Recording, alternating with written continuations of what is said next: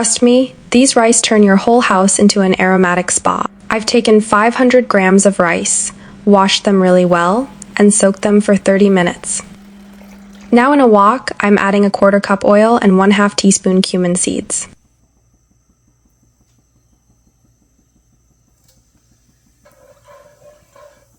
Next, 1 medium sliced onion, fry it until it turns slightly golden.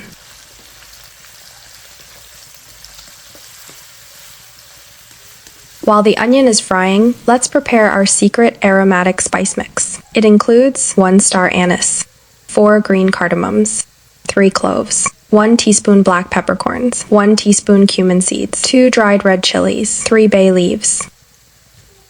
Just grind everything into a coarse powder, not fine. Our onion has started to brown, so now add 1 tablespoon ginger garlic paste. Mix well and fry for 1 minute.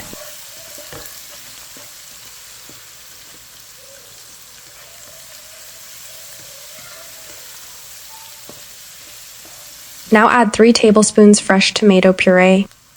Mix and cook for 2 minutes. Then add 2 cups frozen peas, 1 large sliced potato, and 4 or 5 slit green chilies. Mix it well. Add salt to taste, then add the spice mix we prepared. Combine everything for a minute. Now pour in 1 glass of water, cover, and let it cook on medium flame for 10 minutes until the potatoes are tender and the peas are about 80% done.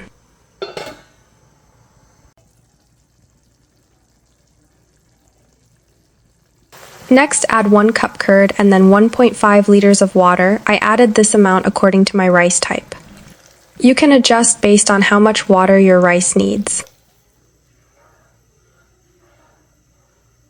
Add 3 more green chilies, check salt, and adjust if needed.